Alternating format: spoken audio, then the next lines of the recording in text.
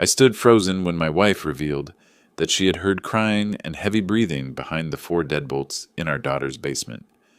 My son-in-law snatched my phone right in the middle of the 911 call and sneered, "You'll never prove anything." You won't believe what happened 5 minutes later. My name is Gary Warren. I'm 67 years old, retired, and for 30 years I covered courtrooms for the Atlanta Journal-Constitution. I've sat through murder trials, fraud hearings, custody battles that would make your stomach turn. I thought I'd seen every kind of person there was. Then I met Trenton Foster, and I learned I'd been wrong. But before I get to him, let me tell you about Norma. I met my wife in the newsroom of the Georgia State University student paper, the fall of 1986. I was 28, working on a feature about the university's new social services program, and someone pointed me toward a second-year grad student who supposedly knew everything about it. She sat across a desk from me, read my draft notes, and circled 4 factual errors with a red pen. 4. She handed the page back and said, "Do you want to run this, or do you want it to be true?" I asked her to dinner the same afternoon. She said yes, but only after she finished her shift. We've been married 39 years. She spent most of her career as a Child Protective Services social worker for the state of Georgia, the kind of work that breaks most people in 5 years. Norma lasted over 2 decades, and she came out of it not hard but precise. She reads a room the way I read a transcript. She catches what people try to hide before they know they're hiding it. I've never once outsmarted her, and I stopped trying around 1994. We live in a quiet house in Decatur, just east of Atlanta. I have a fly rod collection that takes up more wall space than Norma thinks is reasonable. She has a greenhouse off the back porch where she grows herbs and does watercolor paintings on Sunday mornings. Our life is unhurried and good. That's the only word for it. Good. Our daughter Amanda is 34. She's the best thing we ever made. Sharp, funny, fiercely independent. She moved to Houston for a marketing job 8 years ago, fell in love with the city, stayed. For the first few years she called twice a week, visited every Christmas, texted me bad puns about fishing that she knew I'd appreciate. Then about 4 years ago, she met Trenton Foster. I want to be fair about this because fairness matters to me. When we first met Trenton, he was, and I don't say this lightly, impressive. He was 34 at the time, good-looking in a careful way, the kind of man who knows exactly how to be charming without appearing to try. He remembered things. When we visited the first time, he asked me about a specific article I'd written 6 months earlier about a plea deal in a Fulton County case. He'd actually read it. He asked Norma about her garden. He poured coffee exactly the way each of us liked it without asking. I remember thinking, Amanda finally found someone who pays attention. That should have been the first warning. People who work that hard at being likable usually need something from you. Over the following 2 years, the phone calls grew shorter. Amanda stopped video chatting, just texts, and the texts got clipped, short sentences. "Everything's great, Dad. Just busy." When I pushed, gently, she'd pivot to asking about us. Norma noticed it long before I said anything out loud. One evening she put down her paintbrush and said, "Her voice is different. It goes flat when she says his name." I told her she was reading into things. She gave me the look she's been giving me for 39 years when I say something she'll be proven right about later. 3 months of no video calls. Messages with no punctuation that didn't sound like Amanda. That was enough. We booked flights to Houston. We pulled up to 4,318 Clover Meadow Drive on a Friday afternoon in early October, and Trenton was already outside. He had a coffee in each hand. Black for me, cream for Norma. He smiled like a man who had absolutely nothing to hide. "Gary!" He shook my hand with both of his. "We've been looking forward to this all week." Amanda stood behind him on the porch steps. She was smiling too, but her smile stayed in the lower half of her face. Dinner that night was careful and choreographed. Trenton talked easily, about a property deal he was working on, about a restaurant they'd been to, about a neighborhood renovation project in Katy. He made eye contact and laughed at the right moments. Amanda served food and refilled glasses and agreed with things. Twice she started a sentence, once about a friend, once about something she'd seen at the farmer's market, and both times she stopped mid-word when Trenton turned his head toward her. Just stopped, looked at her plate, let it go. I set my fork down the second time it happened. I didn't say anything. I picked the fork back up, but I set it down very, very quietly. After dinner, Trenton went to check on something in the garage. 5 minutes, he said. Amanda cleared dishes, and as she passed my chair, she gripped my hand. Tight, sudden, like a reflex, and leaned down as if to take my glass. She said something, fast and low. 3 or 4 words. Then she heard the side door and straightened up, was already across the room before I could ask her to repeat it. I don't know what those words were. Norma was standing closer. Whatever Amanda tried to tell me that night, my wife heard it, and she's the one who will take it from here. I stood frozen when my wife revealed that she had heard crying and heavy breathing behind the 4 deadbolts in our daughter's basement. My son-in-law snatched my phone right in the middle of the 911 call and sneered, "You'll never prove anything. You won't believe what happened 5 minutes later." My name is Gary Warren. I'm 67 years old, retired, and for 30 years I covered courtrooms for the Atlanta Journal-Constitution. I've sat through murder trials, fraud hearings, custody battles that would make your stomach turn. I thought I'd seen every kind of person there was. Then I met Trenton Foster, and I learned I'd been wrong. But before I get to him, let me tell you about Norma. I met my wife in the newsroom of the Georgia State University student paper, the fall of 1986. I was 28, working on a feature about the university's new social services program, and someone pointed me toward a second-year grad student who supposedly knew everything about it. She sat across a desk from me, read my draft notes, and circled 4 factual errors with a red pen. 4. She handed the page back and said, "Do you want to run this, or do you want it to be true?" I asked her to dinner the same afternoon.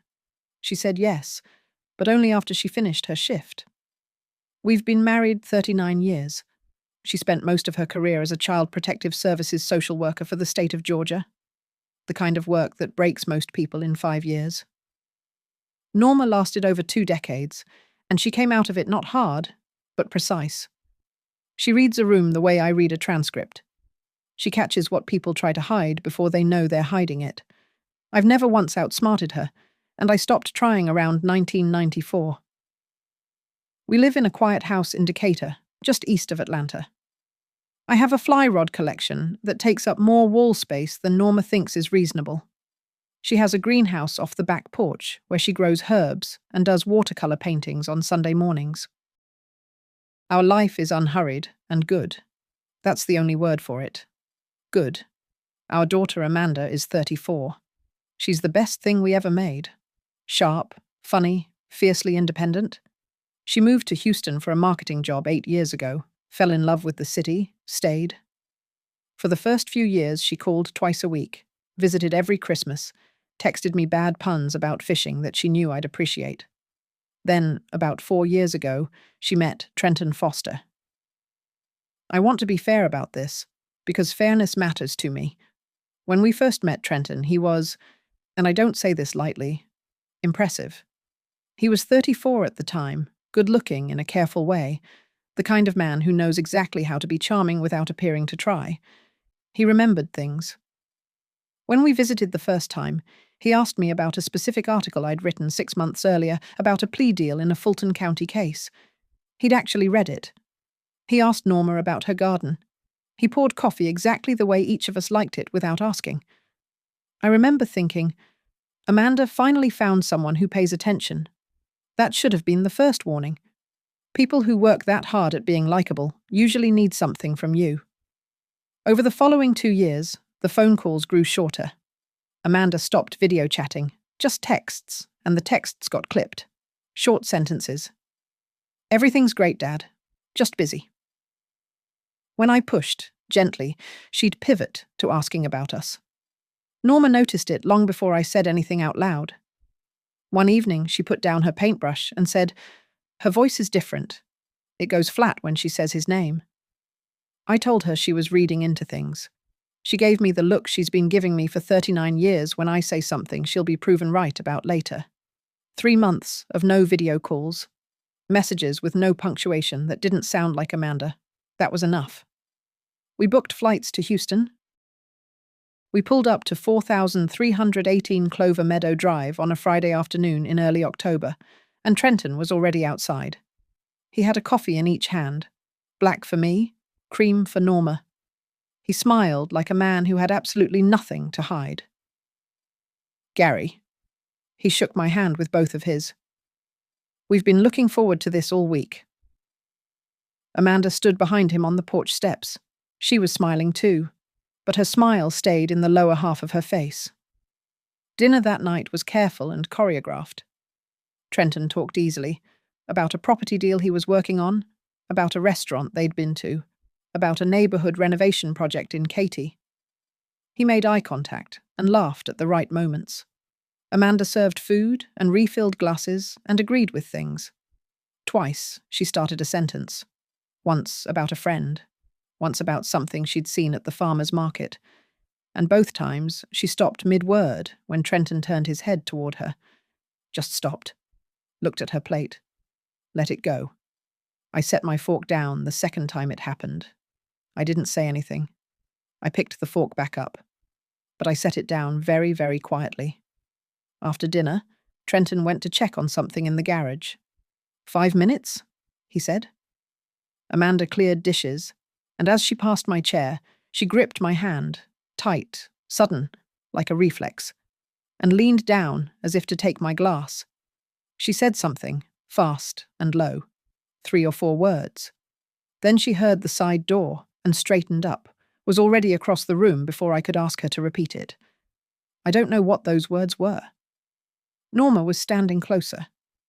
Whatever Amanda tried to tell me that night, my wife heard it. And she's the one who'll take it from here.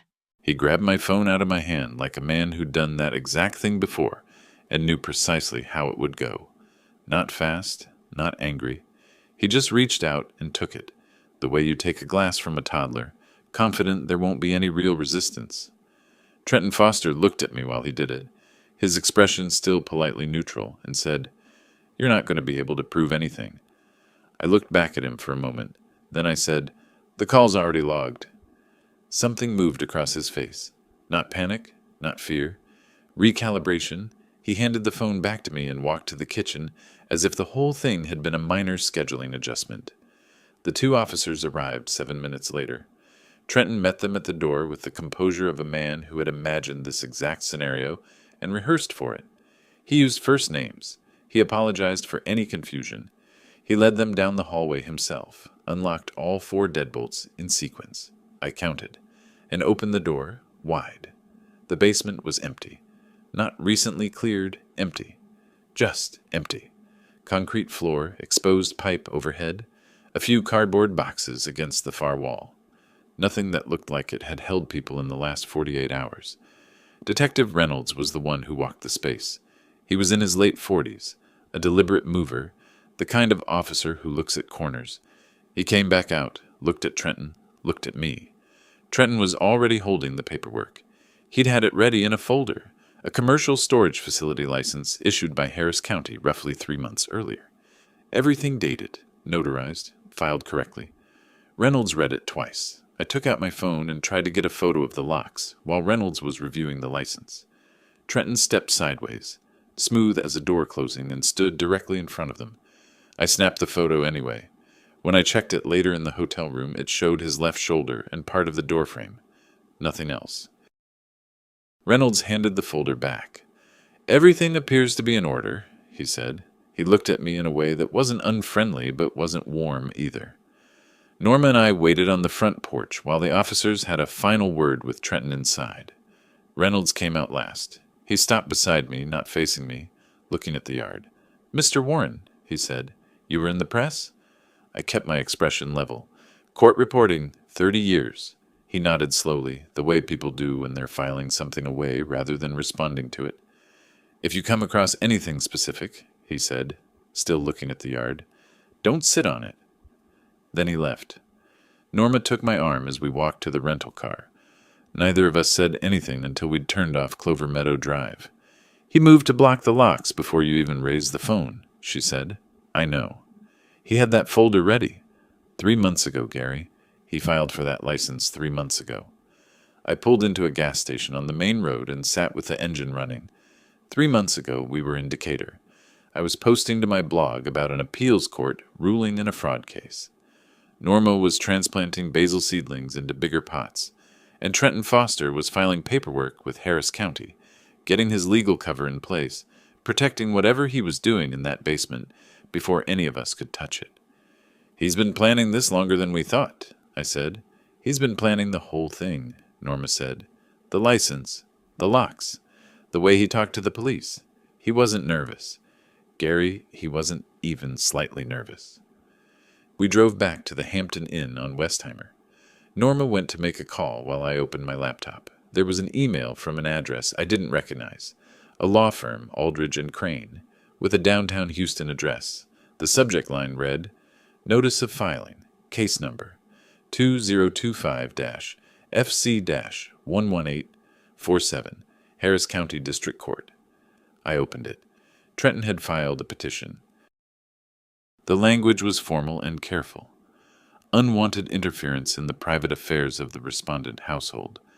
Pattern of intrusive conduct by the petitioner's parents-in-law. He was asking the court to issue a protective order restricting our contact with Amanda. The hearing date was at the bottom of the first page, January 24th. I read it twice. Then I printed all 3 pages, sat on the edge of the bed, and spread them out in a row. The filing timestamp was 3 days before we'd even arrived in Houston. He had been waiting for us to come. The police call, the petition, it all fit. We'd walked into a prepared position without knowing it. 113 days until that hearing. If the court granted his petition, we would need Amanda's written consent for any contact. Amanda, under the same roof as Trenton, signing whatever he put in front of her. I heard Norma finish her call in the other room. When she came to the doorway and saw the papers spread on the bed, she stopped. She read them from where she stood, without moving closer. Then she walked to the small desk by the window, sat down, picked up her phone, and made a second call. This one she made quietly, writing something in her notebook, underlining it twice.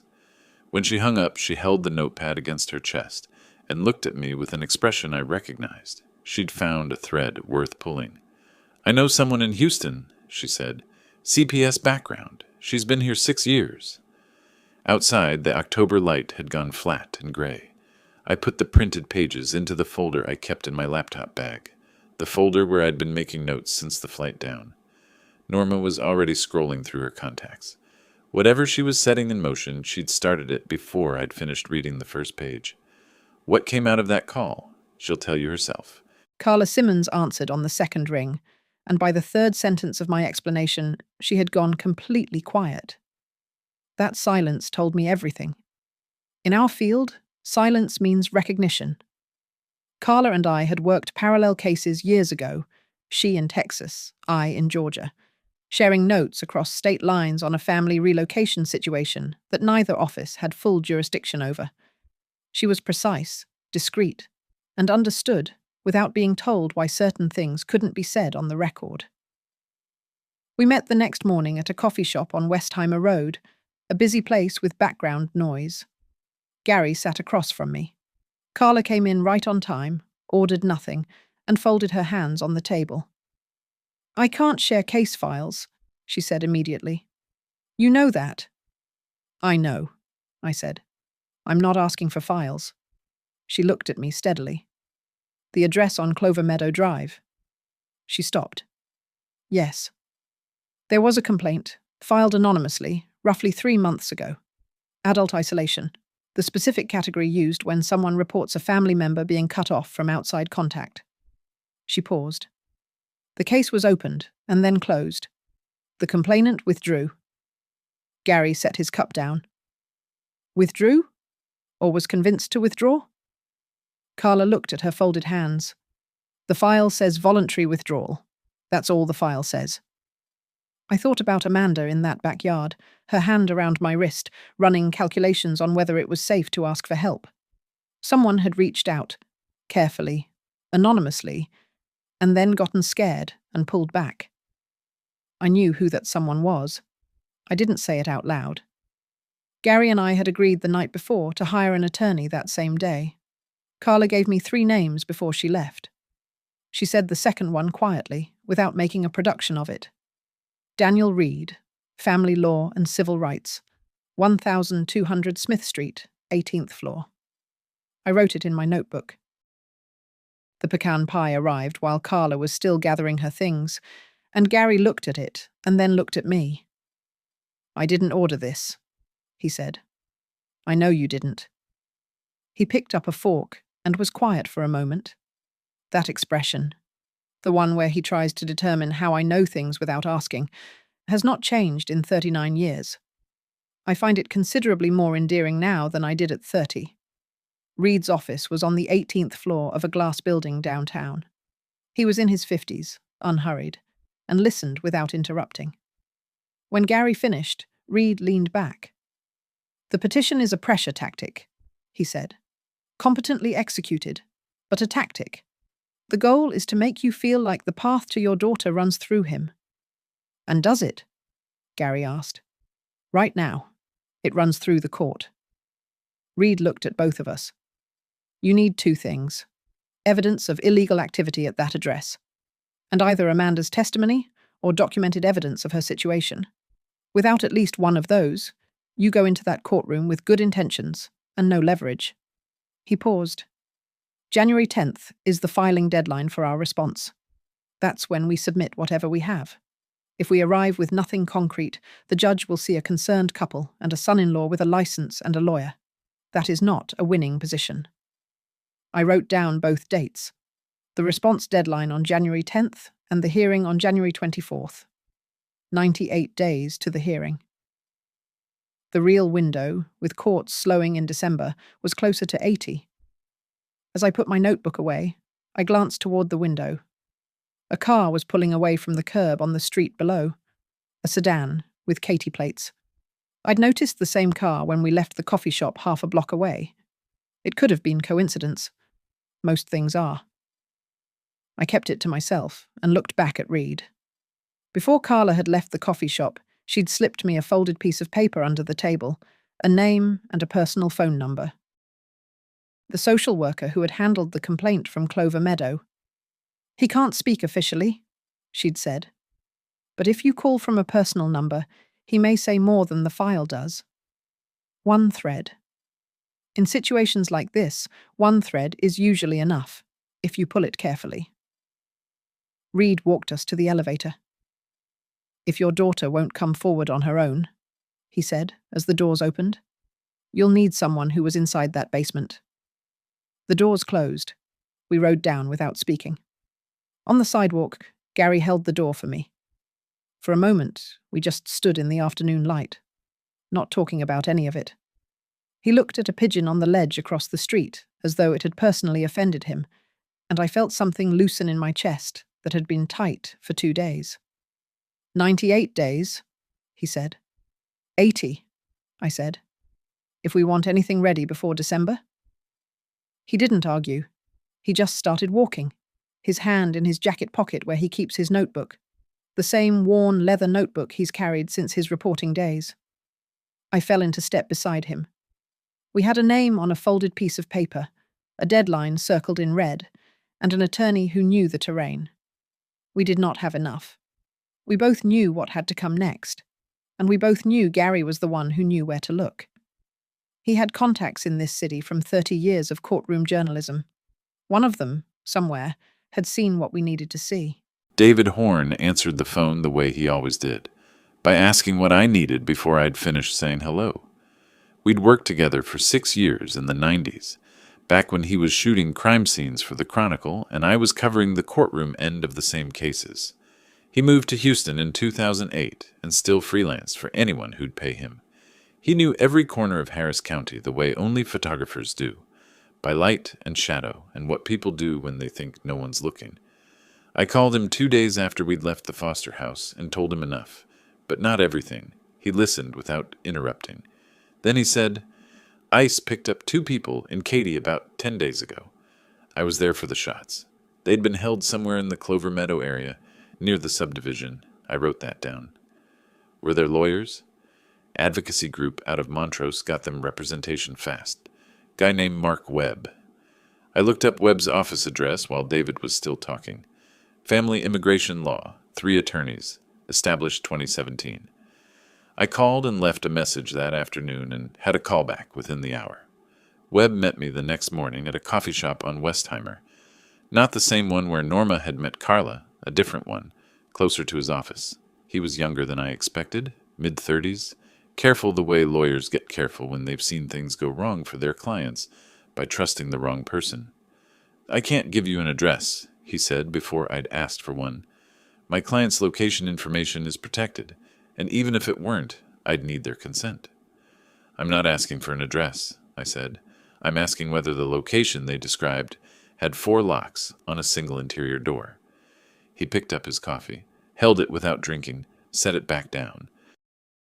"I can say," he said slowly, "that the physical description they gave during intake, the room, the door, the mechanism, was detailed enough that I considered whether to include it in their protective filing."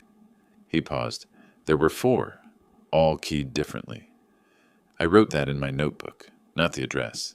Just 4, all keyed differently. Would you be willing to provide a written statement describing the general physical characteristics of the holding location, without any identifying information, for use in a civil proceeding?" He looked at the table. "If my clients consent, yes. I'd want to review it before signing." That was enough. I emailed Reed that afternoon with the outline and called him from the hotel room, while Norma sat across from me at the small table by the window, her notebook open, making her own list. We worked like that for a week, not side by side at the same desk, but in parallel, each feeding the other what we found, comparing before we passed anything to Reed. That evening I opened LinkedIn to update a privacy setting, something Reed had suggested, and found a message notification. An account with no profile picture, no connections, created 2 days earlier, had sent me a single line: "Not worth digging where nobody asked you to." By the time I screenshotted it and refreshed the page, the account was gone. I saved the screenshot, showed it to Norma. She looked at it without expression, wrote something in her notebook, and said, "That's not a warning. That's someone who's scared." "Or someone who wants us to feel watched," I said. "Those aren't mutually exclusive," she said. Reed called the next day to remind us that the January 10th filing deadline gave us a real window of roughly 6 weeks before courts slowed for the holidays. 6 weeks to build enough to matter. Webb's corroboration was good. It was a piece. Not a corner, not a foundation, just a piece. We needed Aminata's situation documented, or we needed a witness who'd been inside that basement. Reed had said so. Reynolds had said so in his quiet way. Every road kept pointing at the same gap. I picked up my phone and called Reynolds. I kept it narrow, asked whether the Katy Division had any open matters related to unlawful transport of persons in the last 30 days. A neutral, factual inquiry. The kind a former journalist asks without blinking. Reynolds was quiet for 3 full seconds. Then he said, "Call me tomorrow morning." I set the phone down. Norma looked across the table. She'd heard the whole thing. Neither of us reached for a notebook.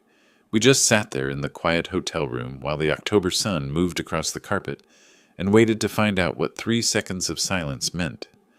Norma had her notebook open across the table.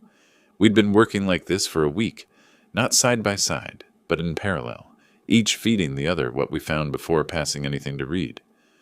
"Webb's letter," Norma said. "Has Reed confirmed he received it?" "This afternoon. He called it useful, not sufficient."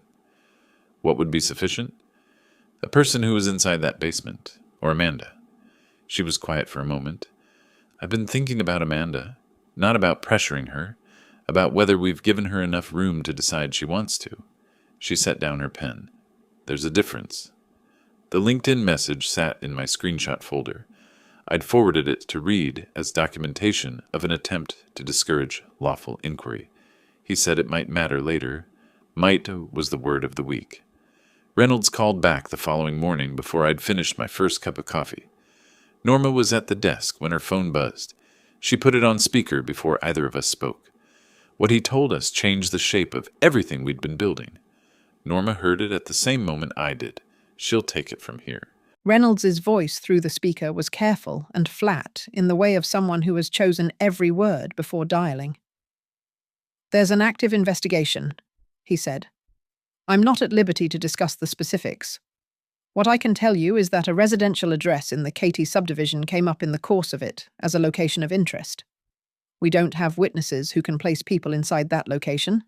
Without that, we're looking at proximity, not evidence. Gary hadn't moved since he'd pressed speaker. He had his coffee in both hands, and he was watching the phone on the table the way he used to watch witnesses take the stand. If someone came forward, Gary said carefully, with direct knowledge of that location, that would be relevant, Reynolds said, to the investigation and potentially to other proceedings. He paused. I'd want to hear it directly, from whoever that person was. The call ended. Gary looked at me across the table. I was already thinking about Amanda, not about how to pressure her, about how to make the space wide enough that she could step into it herself. 2 days later, I knew Trenton had a standing Friday lunch with a colleague downtown. Amanda had mentioned it once, months ago, in a call that now felt like a different life. I called her on a Friday morning, from the hotel. She answered on the second ring. I said I was in Houston. I said I wanted to see her. Just her. Somewhere she chose. She picked the Galleria. Neutral, public, busy. Smart choice. I got there first and found a table near the center of the atrium, visible from multiple directions. I noticed the watch on my wrist while I waited. The one Gary gave me on our 10th anniversary. The leather band worn soft and pale at the fold. I'd tried to replace it at least a dozen times. He always said the same thing. It shows the right time, Norma. Why change it? I'd stopped arguing around year 25. Today, sitting in a shopping mall waiting for my daughter, I was glad I had something familiar on my wrist. Amanda arrived 12 minutes after we'd agreed. She was thinner than the last time I'd seen her in person, which had been over a year. She had on a jacket one size too large, the kind of layering people do when they want to take up less space. She sat down across from me and looked at the table for a moment before she looked at me. I didn't ask anything. I ordered 2 coffees and we sat. She talked about small things, the weather, a show she'd been watching, the drive over. I listened to all of it without redirecting. I know what it looks like when someone is deciding whether to trust you. You don't help the process by rushing it. After a while, she stopped talking about small things and just stopped talking. Her hands were around her cup. I put my hand over hers and didn't say anything. Her shoulders dropped. She didn't make a sound. Just those shoulders, coming down about 2 inches, like a door finally swinging open. She started checking the entrance every few minutes after that. Each time someone walked through the main doors, her eyes went there, and then came back. I watched it happen 4, 5, 6 times. On the 7th, she went still. A man in a grey jacket had come through the south entrance and was scanning the atrium. Not Trenton. Different height, different build, someone meeting a friend for lunch. But Amanda's hand had tightened on her cup, and she was already half risen from her chair. "Stay," I said quietly. "That's not him?" She looked at the man, looked at me, sat back down. Her breath came out in a long, controlled release. "He already knows about the court date," she said after a moment. "The January one. He told me. After the hearing, my parents won't be able to contact me without my written permission." She looked down at her coffee. He said it like it was going to be a relief. I kept my voice even. "Is that how it felt to you?" She didn't answer. Instead, she reached into her bag, an unhurried, deliberate movement, like someone who'd made this decision hours ago and was only now arriving at the moment of it. She set a phone on the table between us. Small, old, a Nokia that looked like it hadn't been used in years. "There are recordings on here," she said. His voice. Things he said to me about the basement, about what would happen if I talked to anyone. I kept it hidden. He doesn't know it exists. I looked at the phone. I did not touch it yet. "Amanda." I waited until she met my eyes. "Are you giving this to me because you want to?" She held my gaze for a long moment. Then she nodded once. Clear, decided. I picked up the phone and put it in the inside pocket of my jacket, next to my chest. We stayed another 20 minutes and talked about her herb pot on the windowsill, the one she'd started from seeds I'd sent her 2 springs ago. She said the basil had come back on its own this year. I said that sometimes it does that. When I walked out of the Galleria into the afternoon air, Gary was parked at the curb exactly where he'd said he'd be. He looked at my face as I got in, and I didn't need to explain anything. I put my hand on the outside of my jacket pocket. He started the car. Whatever was on that phone, we had until January 10th to turn it into something a court could hear. Gary knew what to do with it next. Reed handed the Nokia to his digital forensics specialist on a Tuesday, and by Thursday morning we had a number, 14. 14 voice messages from Trenton Foster to his wife, spanning 8 months. Reed played us 30 seconds of one of them on his office speaker, not the most damning, just enough to establish tone. Trenton's voice was calm, measured, the same register he'd used when he handed me coffee on that first afternoon. Calm the way a wall is calm. "I've forwarded copies to Sandra Romero at the DA's office," Reed said, sliding the phone into an evidence bag. "She's a deputy in the Special Crimes Division. She's seen this material." Her word was compelling. Norma was sitting beside me with her notebook closed on her knee. She didn't open it. She didn't need to write anything down. "What does compelling get us?" I asked. "It gets Romero interested. It gets us into a conversation about whether the criminal side moves parallel to the civil hearing." Reed leaned back. "If she can move before January 24th, it changes the geometry of that courtroom entirely." That was Wednesday. On Friday, a letter arrived at the Hampton Inn. Not an email, an actual letter on firm stationery from an attorney named Bradley Ashworth at Aldridge and Crane, the same firm that had filed Trenton's original petition. The letter cited my blog, my 30-year background in court reporting, and my pattern of disseminating unverified allegations. It threatened a defamation action of $500,000 if I published, broadcast, or shared any claims related to the Foster household with any media outlet or public platform. I read it twice, folded it, put it in the folder with the petition documents. Norma looked at me from across the room. "Well?" "3 weeks ago," I said, "I sent everything we had to Romero's office. Not to a newspaper, not to my blog, to a prosecutor." I set the folder on the desk. "Ashworth's letter is threatening me against doing something I already didn't do." "He doesn't know that," Norma said, "which tells me Trenton doesn't know where his information actually went." She nodded slowly. "He thinks you're a journalist acting like a journalist. He profiled me and guessed wrong." The phone call came the same afternoon. Ashworth himself, not a paralegal. He introduced himself with practiced courtesy and explained that his client was concerned about the involvement of a former member of the press in a private family matter. Then he said, "Your blog on criminal proceedings is quite active, Mr. Warren. It would be a shame if it became the subject of litigation." "Thank you for the warning," I said. I put the phone down. Norma was watching from the desk chair. "That's all you said?" "That's all he needed to hear." She looked at me for a moment, then smiled. A small, precise expression. "You already gave everything to Romero." 3 weeks ago, before we even had the phone." The thing about men like Trenton Foster is that they build their defenses around a single assumption, that the person coming after them wants the same kind of win they would want. Public exposure, a story, humiliation.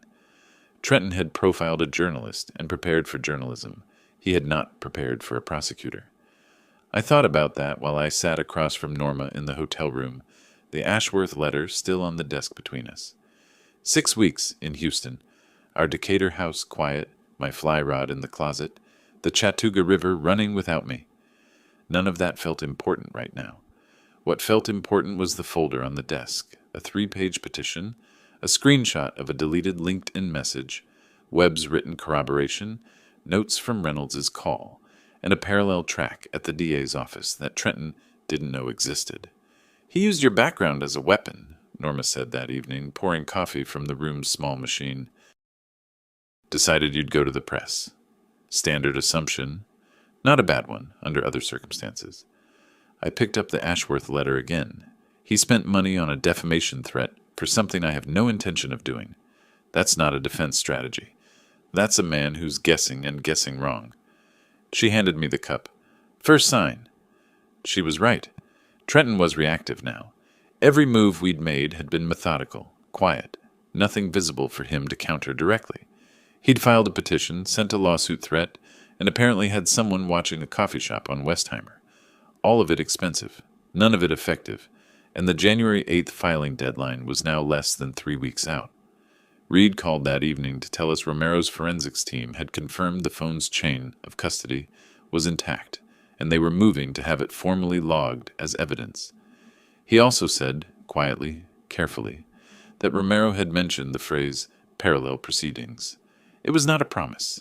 It was a direction of travel. What Reed hadn't told us yet was what the forensics report would say about the metadata. He got that call at 10:47 that night. I was still awake. He called my cell, not the hotel room, which meant he'd been sitting with the information long enough to decide how to say it. The way he set the phone down on his desk, I heard it through the line before he spoke, told me the news wasn't clean. Norma was already reaching for my hand when I said, "What happened?" 2 of the 14 recordings had been accessed after Amanda saved them. That was what Reed told us at 11 that night. The metadata on 2 files showed modification timestamps that didn't match the original recording dates. Not Amanda's doing. She'd kept the phone untouched in a bag inside another bag at the back of her closet. Someone else had handled it. Someone who had known the phone existed. Gary sat very still when Reed finished speaking. The kind of still that means he's working through every implication before he reacts to any of them. Does this invalidate the other 12? Gary asked. It creates doubt, Reed said. A defense attorney will argue the integrity of the entire device is compromised. What does Romero say? She says she needs the original device examined under forensic conditions, and she says she needs Amanda's testimony, under oath, recorded, before the January 8th submission window closes. 11 days. I called Amanda the next morning from the hotel room, Gary sitting across the table. She answered after 2 rings. I told her what had happened with the metadata. I told her what Romero needed. I did not tell her what to do. I waited. The silence lasted long enough that I glanced at Gary. He held up a hand. Wait. Then Amanda said, I'm ready. I've been scared for a long time, but I'm ready. We drove to Reed's office that afternoon to arrange the logistics. Amanda was scheduled for the following morning. A formal recorded statement, original device in hand, with Romero's office participating by video. Reed had explained the process the night before. Amanda would give her statement with the Nokia present as a physical exhibit. Romero's office would receive both the device and the recorded testimony before January 8th. The forensics specialist, a woman named Carol Vance, contracted by Romero's office, would then reconstruct what had happened to the modified metadata. Reed believed the explanation would be straightforward. Trenton had accessed the phone at some point, likely tried to delete a specific message, and hadn't understood that the deletion attempt left its own trace in the metadata log. He'd tried to erase something and instead signed his name to the action. We'd need Vance's report finalized and in Reed's hands before the 8th. 11 days. Not generous, but possible. Gary parked on Smith Street, and we were walking toward the building entrance when I noticed someone on the opposite sidewalk. Trenton. He was standing still, jacket open, hands at his sides, not moving toward us, not calling out. He looked at the building for a moment, then at me specifically. A long, flat look with nothing in it I could name. And then he turned and walked back toward the parking structure at the end of the block. Gary had seen it. He didn't break stride. Don't stop walking, he said, quietly. Inside, Reed was already on the phone with Reynolds by the time we'd told him. A person standing on a public sidewalk isn't a crime, Reynolds noted when Reed reached him. But he flagged it in the case file and said he'd have a patrol unit in that area the following morning. The lobby of Reed's building had a coffee alcove with 2 chairs near the window. While Reed finished his call, Gary and I sat there for a few minutes. He looked out at the street. I looked at him, at the way he was holding his coffee cup with both hands, the same way he holds it first thing in the morning before the day has started, and he's still just himself, not yet anything else. We'd had 60 days of this. Hotels, calls, notes, folders, a daughter slowly finding her way back to us. He hadn't complained once. Not to me, anyway. "You should go home," I said. It wasn't a suggestion I meant. It was the kind of thing you say to open a space. "Not without you," he said, without looking away from the window. He'd known that's what it was. The next morning, Amanda arrived at Reed's office at 9. She had the Nokia in a sealed plastic bag, the way Reed had instructed. She sat down, arranged her hands on the table, and looked at the camera setup Romero's team had requested. Not at Trenton, who entered with his attorney 7 minutes later. They had the right to be present. Reed had told us that. I watched Trenton settle into a chair against the wall, his attorney beside him with a legal pad. Trenton looked at Amanda. She didn't look back. She opened her mouth and began to speak. I was sitting in the outer office, the door slightly ajar. Gary was beside me. We couldn't hear the words clearly, just the rhythm, the pace, the long, steady cadence of someone who has finally stopped swallowing what they know. It went on for a long time without interruption. And then, after nearly 40 minutes, there was a sound I hadn't expected. Not a raised voice, not an outburst, just a chair moving back, fast, across the floor. And Trenton's attorney saying sharply, "We need to pause." Gary and I both stood at the same moment. Gary's hand was already on the door. What happened in that room in the next 60 seconds, that's his to tell. Amanda didn't look at Trenton once in 47 minutes. I know because I was watching from the outer office doorway, the door still slightly open, Norma beside me, and I counted the times Trenton tried to make her meet his eyes. He shifted in his chair. He leaned forward. He placed his hands flat on the table in front of him, the way people do when they want to signal calm authority. Amanda looked at the camera. She looked at Romero's representative on the video screen. She looked at Reed's notes on the table. She did not look at Trenton Foster once. She described the scheme with the precision of someone who had rehearsed it in her own head for a long time and was finally saying it out loud to the right people. The organizers contacted Trenton through an intermediary. He received between $800 and $1,200 for each person held in the basement. Groups ran 8 to 12 at a time, transit periods of 2 to 5 days. On the months she knew about, and she'd seen enough to know, the operation brought in somewhere between $8,000 and $12,000. She'd found the ledger entries on his laptop. She'd photographed 3 pages with the Nokia before hiding it. I hadn't known about the photographs. Neither had Reed. He set down his pen. The attorney Ashworth tried twice to interrupt. Procedural objections, both technically sound, both overruled by the video-present DA's representative. The chair that Norma and I had heard scrape back in Part 8 was Ashworth standing up fast to make the second objection. Trenton had stayed seated.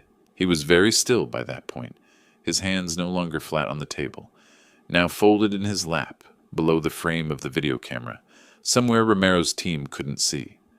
After Amanda finished, the room went quiet for long enough that I could hear the building's ventilation system. Romero's representative said she'd be in touch with Reed by end of day. Ashworth gathered his papers. Ashworth approached me. He looked like a Ashworth approached me. He looked like a man who just stepped off a boat onto uncertain ground. "You've just destroyed a family," he said. "I hope it feels worth it to you." I looked at him for a moment. "A family gets destroyed," I said, "by a man who puts 4 locks on a basement door." He didn't respond to that. He turned and walked toward the elevator.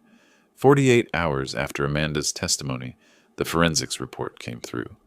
I want to tell you about the 20 minutes between the end of the session and the moment Ashworth left the building, because that's when I understood something clearly.